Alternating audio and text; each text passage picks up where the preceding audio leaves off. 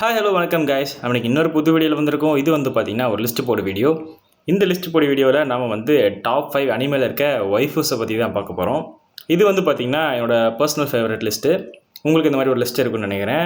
அது எவ்வளோ என்னோடதோட மேட்ச் ஆகுதுன்னு லாஸ்ட்டில் வந்து சொல்லுங்கள்.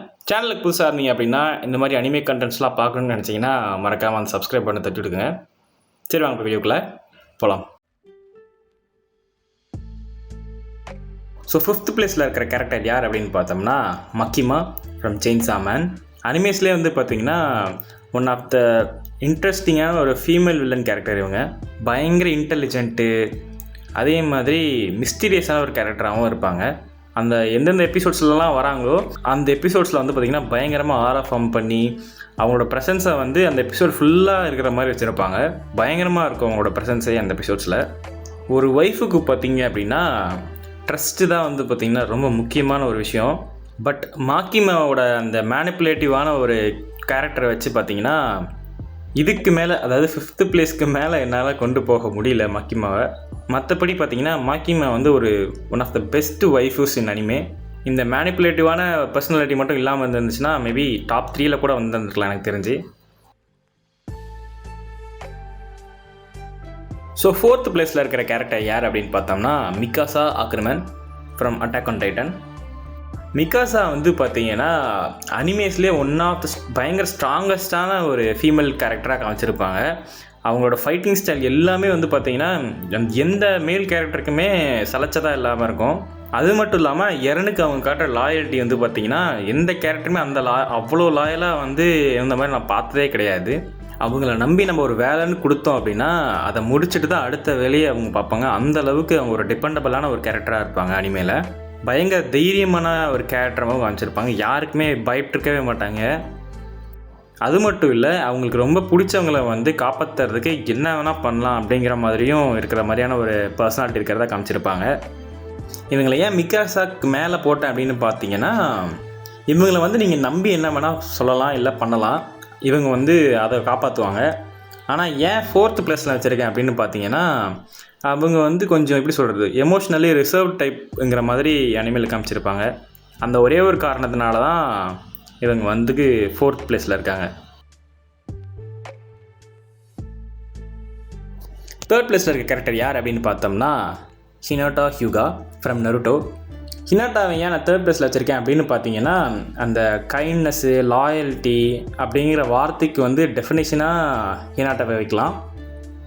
யாருமே வந்து நருட்டோவை வந்து நம்பாதப்போ வந்து பார்த்திங்கன்னா ஹினாட்டா ஒருத்தி தான் வந்து பார்த்திங்கன்னா நருட்டோவை நம்பி பாசம் காட்டிகிட்டு இருந்தா. அது மட்டும் இல்லாமல் சீரீஸ் போக போக வந்து பார்த்திங்கன்னா இன்னும் ஸ்ட்ராங்காகவும் மாற ஆரம்பிச்சிருப்பா. அப்படி ஸ்ட்ராங்காகியும் கூடயும் அவகிட்ட இருந்த அந்த கைண்டான நேச்சர் வந்து மாறாமல் பார்த்துட்டு இருந்துப்பா. பல பேருக்கு வந்து பார்த்திங்கன்னா ஹினாட்டாமானியான ஒரு பொண்ணு கிடைக்கணுன்னு தான் ஏங்கிட்டு இருப்பாங்க அனிமே பார்க்குறவங்க எல்லாருமே.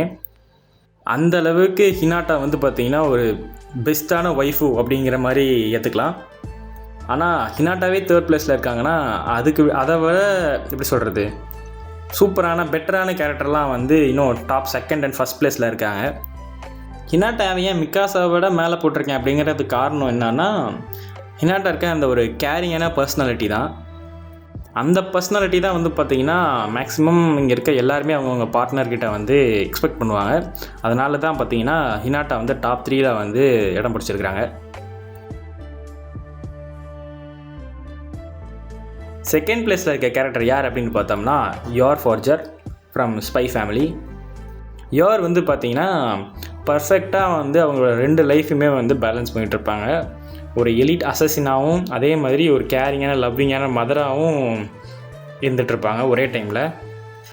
பயங்கர ப்ரொடெக்டிவான கேரக்டரு, ஹம்பிளான கேரக்டரு, ஜென்யூனாக வந்து அவங்க ஃபேமிலிக்காக வந்து அன்பு காட்டக்கூடிய கேரக்டராக வந்து யோரை வந்து காமிச்சிருப்பாங்க. யோரால் வந்து பார்த்திங்கன்னா யாரை வேணாலும் டிஃபீட் பண்ண முடியும், எவ்வளோ ஸ்ட்ராங்காக இருந்தாலும் பரவாயில்ல, அந்த மாதிரியான ஒரு கேரக்டர் காமிச்சிருப்பாங்க. அதே சமயம் வந்து பார்த்திங்கன்னா அந்த எப்படி சொல்கிறது, அந்த ஸ்வீட்னஸும், அதாவது அன்பு காட்டுறதுல வந்து எந்த தயக்கமுமே இல்லாமல் அவங்க வீட்டில் வந்து பார்த்திங்கன்னா ஆனியாவுக்கு வந்து அன்பு காட்டுவாங்க. அதே சமயம் வந்து பார்த்திங்கன்னா அந்த ஒரு சில்லியான ஆக்வர்ட்னஸும் பார்த்திங்கன்னா மெயின்டைன் பண்ணுற மாதிரி காமிச்சிருப்பாங்க. இதனால் அவங்ககிட்ட ஒரு சின்ன ஹியூமர் சென்ஸுமே ஒரு மாதிரி க்ரியேட் ஆகும். அப்புறம் ஏன் வந்து பார்த்திங்கன்னா இவங்க நம்பர் 1ல் வைக்கல அப்படின்னு கேட்டிங்கன்னா, இதை விட பெட்டரான கேரக்டர் ஒருத்தவங்க இருக்காங்க, அதனால தான் இவங்க செகண்ட் பிளேஸில் இருக்காங்க. வேறு எந்த பெட்டரான ரீசனும் கிடையாது யோர் ஃபோர்ஜரை செகண்ட் பிளேஸில் போடுறதுக்கு. ஃபஸ்ட்டு பிளேஸுக்கு போகிறதுக்கு முன்னாடி ஒரு ஹானரபிள் மென்ஷன். இந்த கேரக்டர் யார் அப்படின்னு பார்த்தோம்னா டெமாரி ஃப்ரம் நருட்டோ.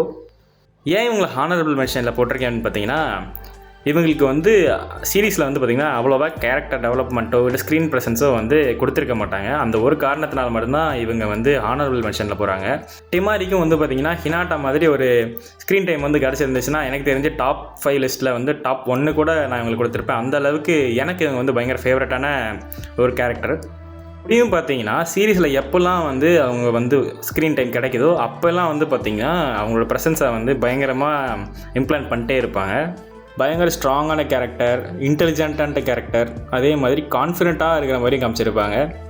ஷிகமாருவை போட்டு சாத்துறதுலேயே வந்து எல்லாருக்கும் நமக்கு தெரிஞ்சிருக்கும். அது மட்டும் இல்லாமல் நருட்டோலே வந்து பார்த்திங்கன்னா ஒன் ஆஃப் த பெஸ்ட்டு பர்சனாலிட்டின்னு நான் டெமாரியை தான் சொல்லுவேன். 2 தம்பிங்களுக்கு அக்கா, வின் ஸ்டைல்லையே வந்து பார்த்திங்கன்னா ஸ்ட்ராங்கஸ்டான உமனு, இந்த மாதிரி எக்கச்சக்கமாக அடிக்கிட்டே போகலாம். அது மட்டும் இல்லாமல் நருட்டோ ஹினாட்டா பேருக்கு அடுத்து பார்த்திங்கன்னா டெமாரி ஷிகமாருவோட கப்புள் தான் வந்து பார்த்திங்கன்னா அந்த சீரீஸ்லேயே ரொம்ப ரொமான்டிக்கான கப்புள்னு சொல்லலாம். ஸோ இதனால தான் வந்து பார்த்திங்கன்னா டெமாரியை வந்து நான் செகண்ட் பிளேஸ் வச்சுருக்கேன். எனக்கு வந்து ரொம்பவே பிடிச்ச மாதிரியான ஒரு கேரக்டர். பட் ஸ்க்ரீன் டைம் கொஞ்சம் கம்மியாக தான் இருக்குது இவங்களுக்கு, அதனால தான் இவங்க ஹானரபிள் மென்ஷனில் இருக்காங்க.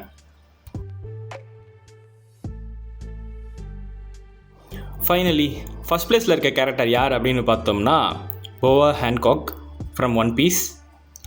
இவங்க தான் வந்து பார்த்திங்கன்னா என்னோடய அந்த ஃபஸ்ட் பிளேஸை வந்து தட்டி தூக்கிட்டு போயிருக்காங்க.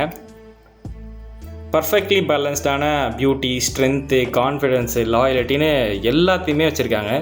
ஒரு கம்ப்ளீட்டான ஒரு நேஷனே வந்து ரூல் பண்ணுற அளவுக்கு ஸ்ட்ராங்கஸ்டான உமனாக வந்து காமிச்சிருப்பாங்க ஒன் பீஸில். பட் அப்படி இருந்தாலும் லூஃபி கிட்ட வரும்போது பார்த்திங்கன்னா அவங்க பயங்கர சாஃப்டாக ஒரு மாதிரி கேரிங்காக வந்து மாறிடுவாங்க.